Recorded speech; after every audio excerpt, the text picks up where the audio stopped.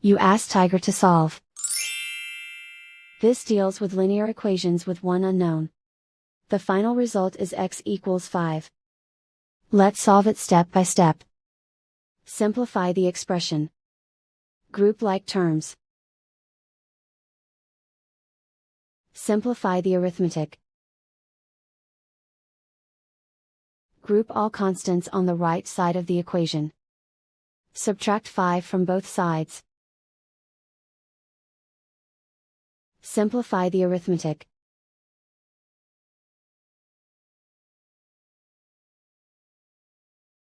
Isolate the x. Divide both sides by 6.